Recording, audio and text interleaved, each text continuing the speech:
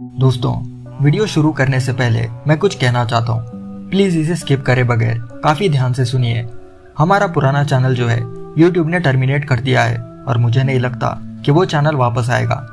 इस वीडियो को जितने भी लोग देख रहे हैं उन सभी से रिक्वेस्ट है कि आप इस चैनल को सब्सक्राइब करके नोटिफिकेशन दबा दीजिए ताकि वीडियोस के अपलोड होते ही आप इसे देख सको। इससे चैनल का क्लिक थ्रू रेट बढ़ेगा। आप कोशिश करिए कि आप हर वीडियो को पूरा देखें, जिससे वीडियो रिटेंशन भी अच्छा आएगा और इस चैनल को थोड़ा सा बूस्ट मिलेगा। मैं आपसे हाथ जोड़कर रिक्वेस्ट करता हूँ, आप कुछ दिनों के लिए हमारे हर वीडियोस के लिए थोड़ा टाइम निकालें और वीडियो पूरा देखने की कोशिश करें। तो आइए दोस्तों, आज के इस टाइम ट्रेवल मूवी को समझते हैं।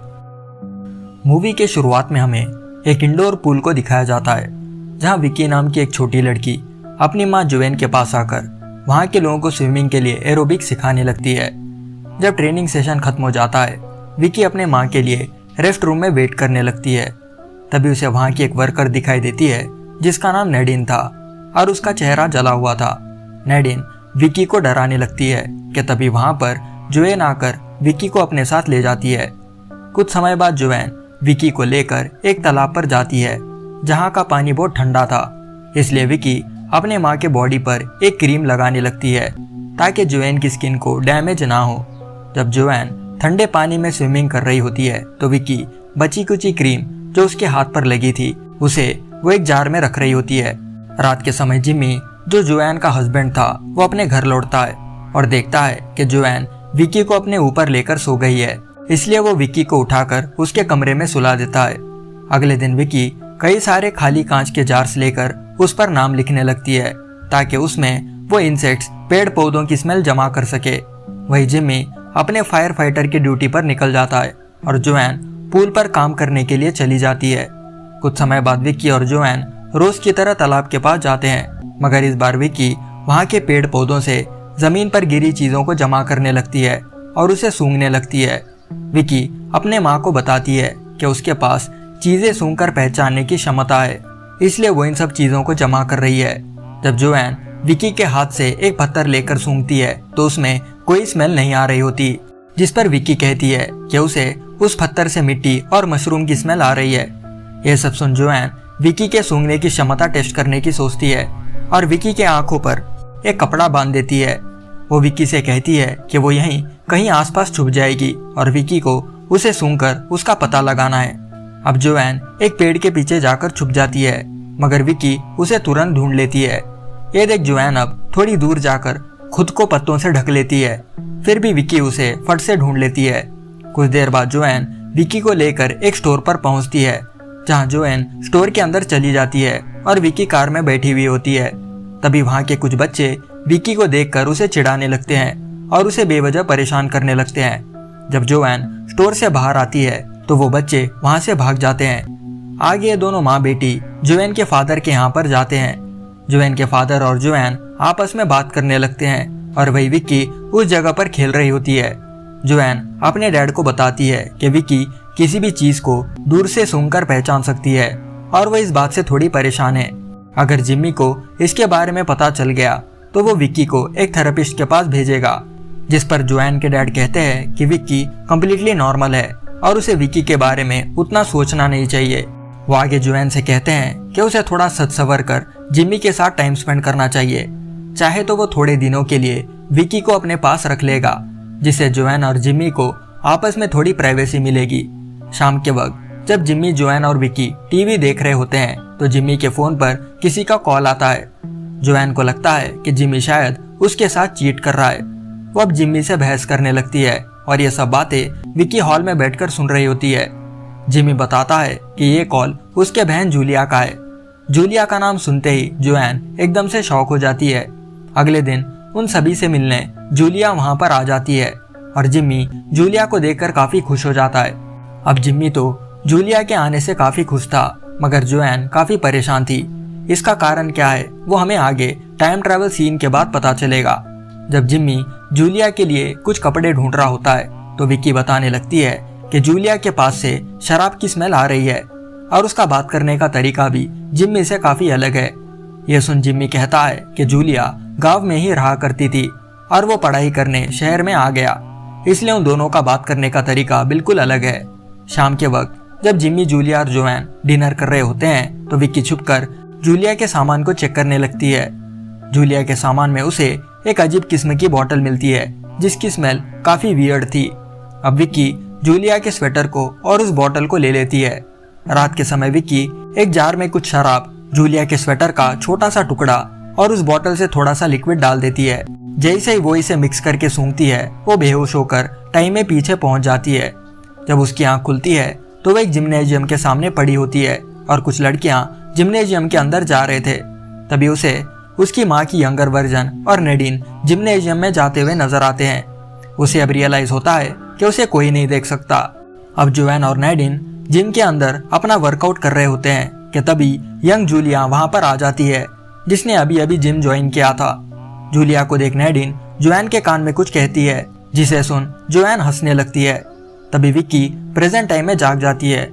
अगले दिन विक्की जब स्कूल पहुंचती है तो वो एक पौधे के पीछे छुपकर उस जार के सेंट को सूंघती है और फिर से पास्ट में पहुंच जाती है। पास्ट में पहुंचने के बाद उसे नेडिन दिखाई देती है जो जिम्मी के साथ फ्लर्ट कर रही थी। वही जोएन और जूलिया आपस में टाइम बिता रहे होते हैं, मगर जूलिया को विक्की दिखाई देता है और वो डर कर वहां से भागने लगती है। तभी जिम्मी वहां पर आता है और अपने बहन को संभालता है क्योंकि जिम्मी को लग रहा था कि जूलिया को शायद फिर से दौरे आना शुरू हो गए हैं। यह सब देख नेडिन जोएन से कहने लगती है कि शायद जूलिया पागल है।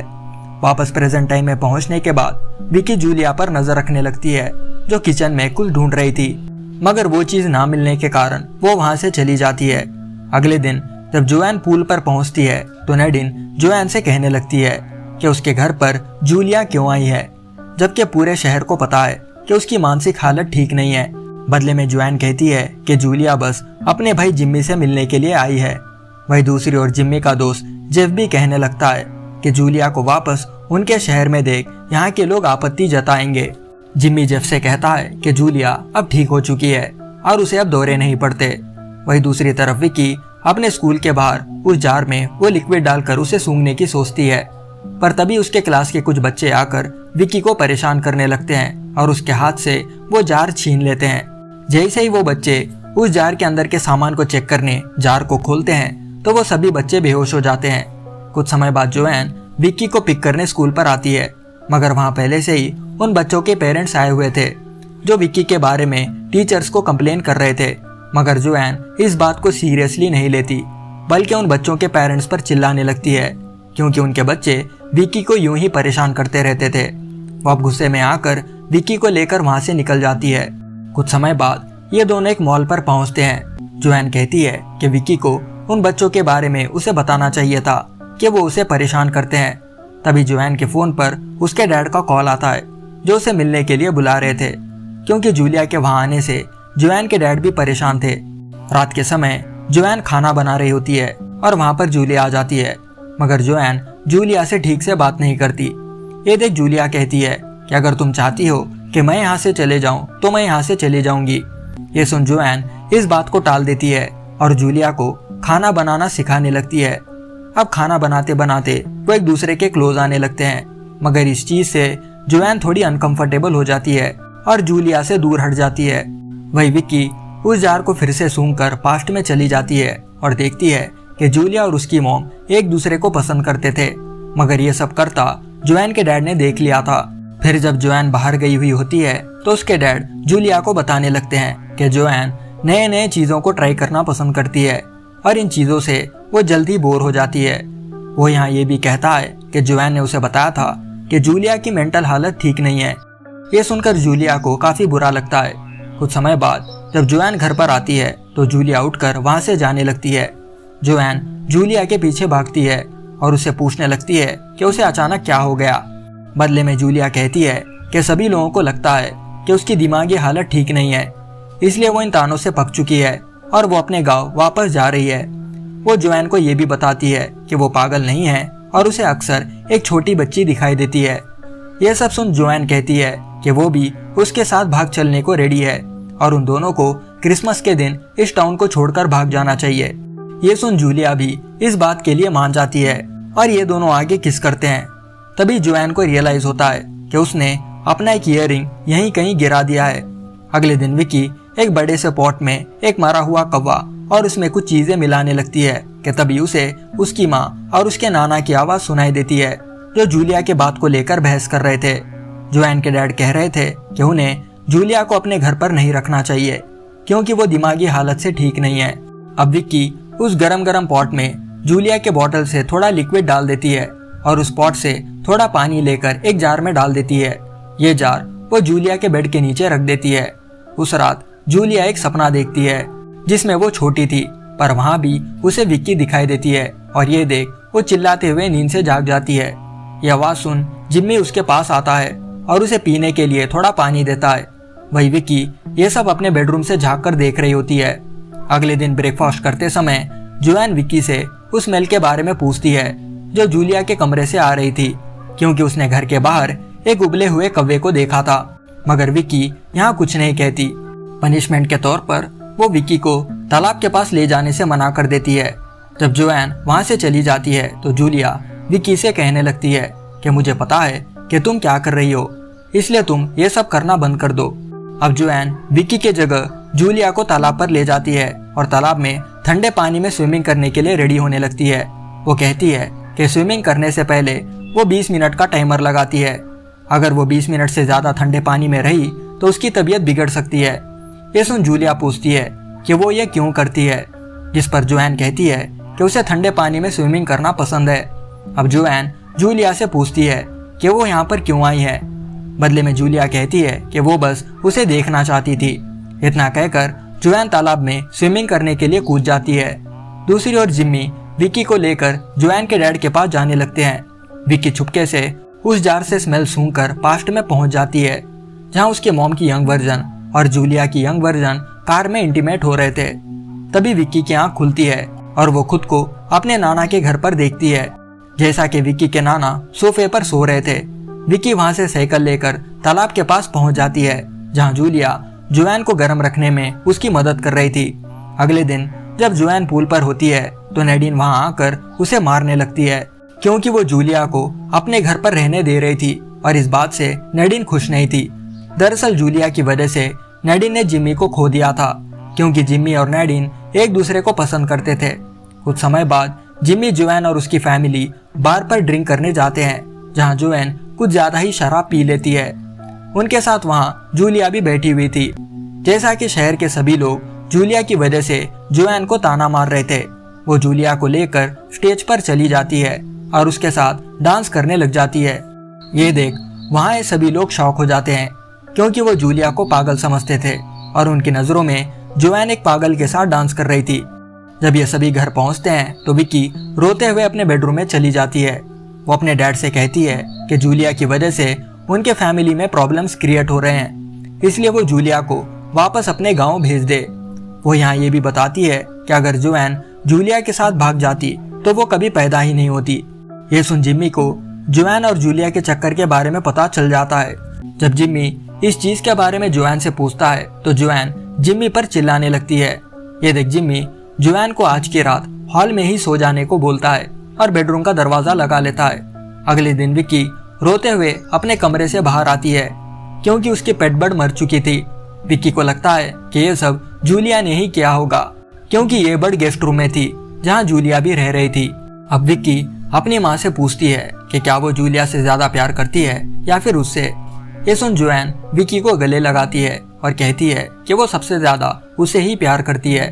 कुछ देर बाद ये दोनों विक्की के बर्ड को दफना देते हैं और ये सब जूलिया देख रही होती है। जोएन को अभी रियलाइज होता है कि जूलिया की वजह से उसके फैमिली में प्रॉब्लम्स क्रिएट हो रहे हैं। अगली सुबह जब विक्की कमरे से बाहर आती है तो बाहर जूलिया का सामान पैक किया हुआ होता है, मतलब जूलिया उनके घर से जा रही है। जब जूलिया जोएन से बात करने आती है तो वो उसे इग्नोर कर देती है और विक्की को लेकर स्कूल चली जाती है। वही दूसरी ओर जूलिया घर पर शराब पीती है और विक्की के कमरे में अपनी वो बोतल ढूंढने लगती है जो विक्की ने उसके पास से चुराई थी। वहाँ उसे एक जार मिलता है जिसमें जोएन पर लगाई हुई क्रीम थी, जिसे विक्की ने एक जार में रखा था। कुछ समय बाद जिम्मी पूल पर जाकर नैडिन से जोएन के बारे में पूछता है। नैडिन बताती है कि उसे जोएन के बारे में कुछ नहीं पता कि वो कहाँ पर है। अब एक दूसरे को कई सालों बाद आमने सामने देख ये दोनों एक दूसरे को किस करने लगते हैं। वही विक्की जल्दी से अपने क्लासरूम में जाकर उस जार की स्मेल को सूंघती है ताकि उसे भी पता चले कि क्रिसमस वाले दिन आखिर हुआ क्या, जिससे जोएन और जूलिया बिछड़ गए। पास्ट में पहुंचने के बाद विकी देखती है कि क्रिसमस के दिन उनके जिम पर एक प्रोग्राम था। तभी जूलिया लॉकर रूम में चली जाती है और अपने कपड़े वगैरह पहनकर वहां से बाहर निकल जाती है। वही जोएन भी जूलिया के साथ भागने के लिए बाहर जाने लगती है। इन दोनों को रोकने के लिए विकी बाहर जाकर क्रिसमस ट्री के आड़े छुप जाती है, जिसे जूलिया देख लेती है। जूलिया डर के मारे विकी को मारने के लिए वहां की क्रिसमस ट्री को आग लगा देती है, जिससे आग जलते जलते जिम्नेजियम में पहुंच जाता है और इस आग से नडीन का चेहरा जल जाता है।